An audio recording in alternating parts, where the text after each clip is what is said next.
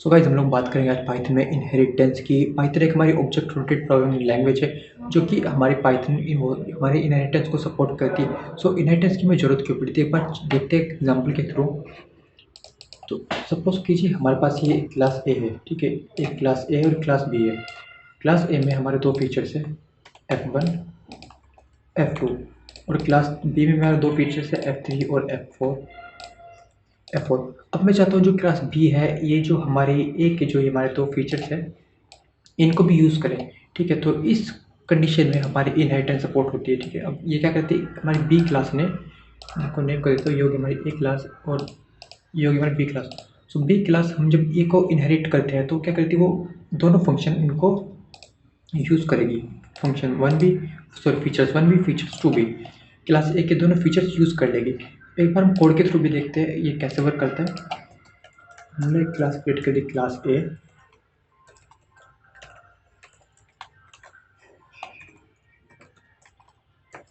Def F1,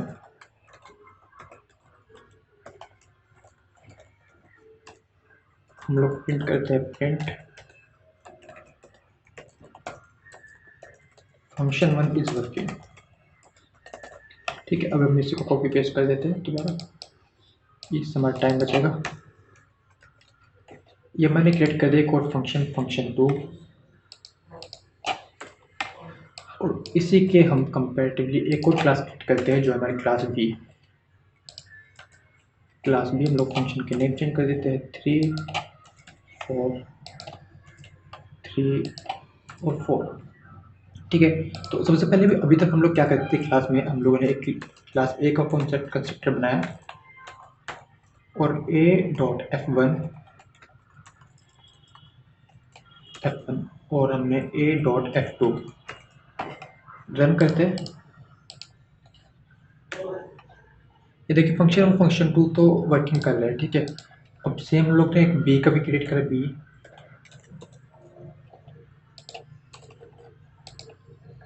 b dot F1 और B dot F2, हम लोग दोबारा रन करते करो। बी ऑब्जेक्ट F2 F3 और F4। सो अभी तक क्या हमने अलग अलग क्लास के कंस्ट्रक्टर बनाए और वो सारे फंक्शन वर्क कर रहे हैं। लेकिन अब हम क्या क्या करते हैं, हम लोग इसको रिमूव कर देते हैं और क्लास ए को इनहेरिट करते हैं बी के साथ।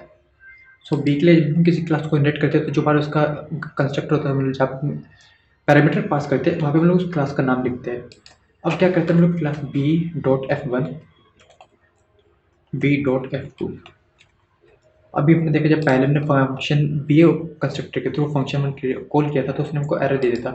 इस बार देखते हैं, ये देखिए इस बार पूरे के पूरे कंस्ट्रक्टर रन हो चुके हैं, जितने भी सॉरी फंक्शंस थे सारे रन हो रहे हैं। तो इसको हम लोग बोलते हैं सिंगल लेवल इनहेरिटेंस को।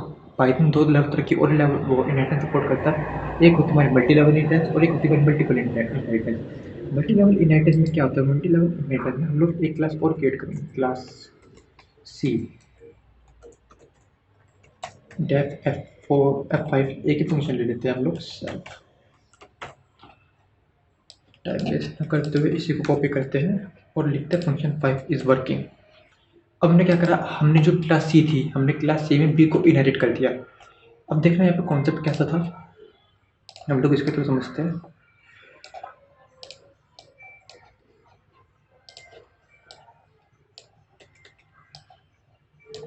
ओके, तो क्लास ए जो इनहेरिट करी थी वो बी को इनहेरिट करी थी। अब बी की क्लास ने हमारी जो सी क्लास थी, सी क्लास ने बी को इनहेरिट करा। उससे क्या हुआ, अब जितने भी बी के फंक्शंस थे जो जो बी एक्सेस कर सकता था वो सारे क्लास सी में चले गए और क्लास सी का एक हमारा और फंक्शन था F5। तो अब हमें क्या करेंगे, अब हम सिर्फ एक ही कंस्ट्रक्टर क्रिएट करेंगे, सी डॉट F5 रन करते हैं, इट्स कैपिटल सी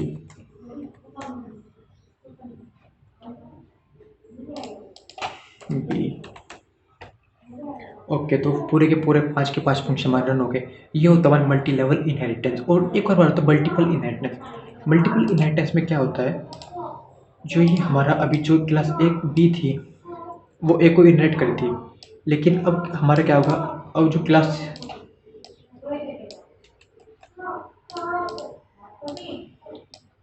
क्लास ए है वो हमारी क्लास बी को इनहेरिट करेगी, मतलब क्लास सी, सॉरी हमारी क्लास सी है वो ए को भी इनहेरिट करेगी और बी को भी इनहेरिट करेगी, उसको बोलते हैं मल्टीपल इनहेरिटेंस।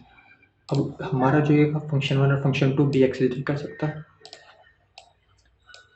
फंक्शन 2 अब हमारा भी एक्सेस नहीं कर सकता क्योंकि वो क्लास बी ए बी को इनहेरिट नहीं कर रहा है। चलिए देखते हैं अपन कैसे करते हैं।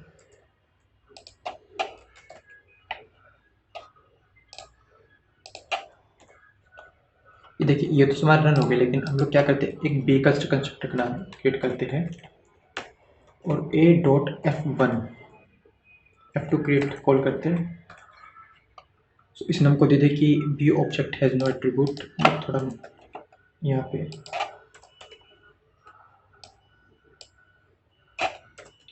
c dot f1, c dot f2, c dot f3, c dot f4, c dot f5। हम लोग ने सभी फंक्शन के देख सकते हैं आप लोग।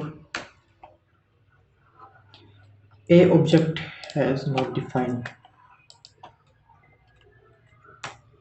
हमने बी का कंस्ट्रक्टर क्रिएट करा और उसमें f2 को बोलेगा जो हमारा ए क्लास का ऑब्जेक्ट था उसने रन नहीं करा। तो ये होता है हमारा इनहेरिटेंस का। तो आप लोग भी ट्राई करके देखना, हो सकता है आप लोग मैं ब्लॉक की लिंक डिस्क्रिप्शन में दे दूँगा, आप लोग वहाँ से जाके चेक कर सकते हैं, प्रोग्राम रन करके देख सकते हैं। आप लोग यहाँ पे कुछ भी एडिट करते हैं तो वो प्रोग्राम आपको वहीं पर आप आउटपुट मिल जाएगा। सो वीडियो को लाइक करना और कमेंट में जरूर बताना वीडियो कैसी लगी। मैं मिलूँगा आपसे जल्दी अगली वीडियो में, तब तक के लिए good bye, have a nice day, see you soon.